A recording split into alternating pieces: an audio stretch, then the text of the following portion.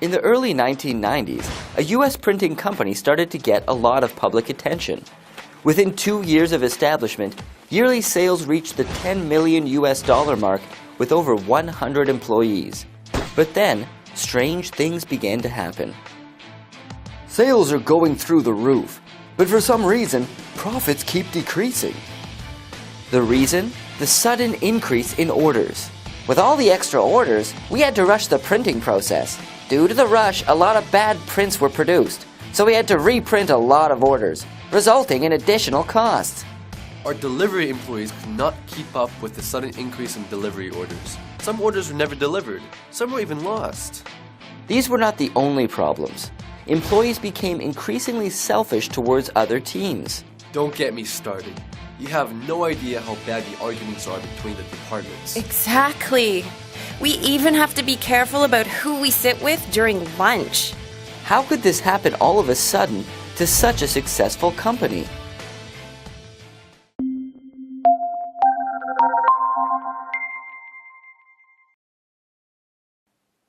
Hello, I'm Natasha from IGM.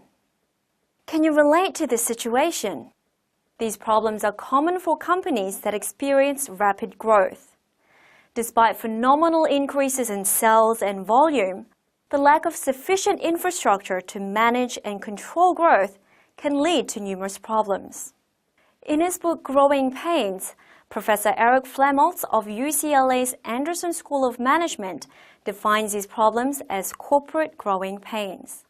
Normally, growing pain refers to the pain experienced by adolescents when the muscle can't keep up with bone growth. As the bones stretch out the muscles, pain is felt.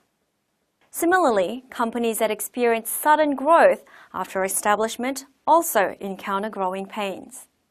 Normally, a company that is going through this type of development stage shows consistent yearly growth with yearly sales of $10 million to $100 million for manufacturing companies and $3 million to $30 million for service-based companies.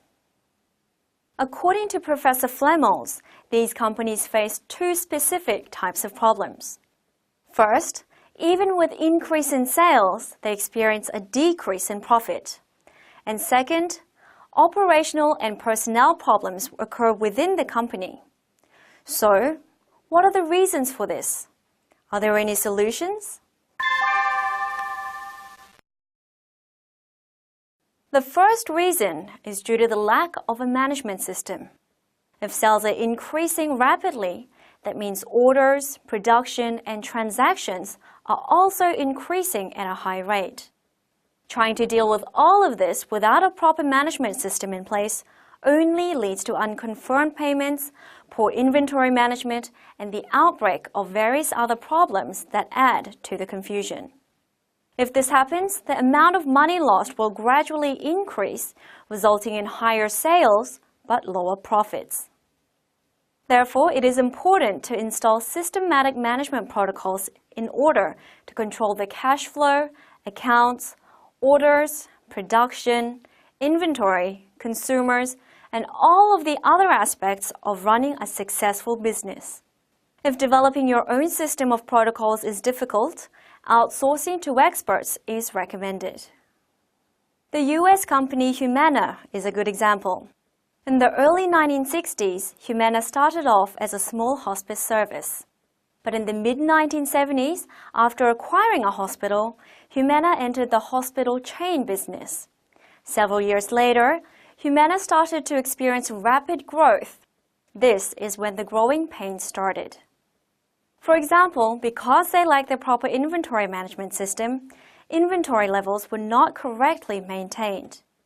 They would often order items that they already had an abundance of, and at the same time forget to order the supplies they were in need of, thus making them unable to efficiently prescribe medicine to the patients. The hospital chain, which expanded with one new hospital every year, chose to slow its growth and instead focused on establishing a reliable IT system. They made it a point to have patient prescription records, customer satisfaction reports, and inventory status reports to be easily accessible and updated. That's how Humana overcame their growing pains and ever since experienced continued growth. Humana has now even successfully entered the medical insurance market and is considered a leader in this industry. Now, the second cause is the ever-increasing barrier between departments. As sales increase, so does workload. And with unforeseen problems constantly popping up, employees have difficulty keeping everything under control. When this happens, it is common to see departments drift apart as everyone becomes preoccupied with their own work.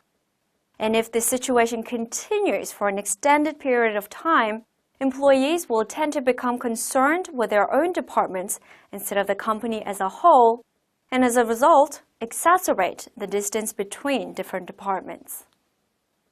So how do you solve this? Forming a process enhancement task force team consisting of employees from different departments to deal with company problems is a good start. Through this, employees from different departments will have the chance to get to know each other and understand the difficulties each face. And by making them work together to solve company problems, the gap between the departments will narrow as well as eliminate corporate self-centeredness. Another method is to restructure the performance assessment system. For example, 70% of an employee's assessment can be based within their department, while the remaining 30% can be based on their performance working with the other departments. For a leader, it is easy to identify the problems and apply suitable solutions. However, simply ordering employees to change won't improve the situation, but only create more confusion. To many, change is a long process which involves both hardship and effort. It also doesn't help that the entire company will be extremely busy dealing with all of the unforeseen situations that occur. This makes it difficult for the employees to accept and prepare for change. A leader must first explain to the employees that although we're all working hard, the company is faced with a stop in growth due to growing pains. Inform the employees of the company's current sales and profit margins and emphasize to them, if we don't overcome these growing pains, we will never be able to realize our full potential. Employees will more likely to understand and accept the changes that are needed by the company and be able to overcome their growing pains by actively participating in this process. Any company can experience growing pains, and you're in trouble if you think that this problem will solve itself over time. If you don't address these growing pains quickly and properly, they can hinder a company's growth for extended periods of time and even lead to bankruptcy. In the 1980s, the Osborne Computer Corporation experienced huge success as the first company to launch a portable computer and saw over $1.2 billion in sales within 2 years of its establishment. However, the company could not overcome its growing pains, which eventually led them to file for bankruptcy. As for Korea, only 0.1% of all small businesses are able to overcome growing pains and establish themselves as mid-sized companies. So what about your company? By applying these 3 solutions we talked about, your company will overcome its growing pains and fulfill its potential as a long-lasting corporation with continuous growth.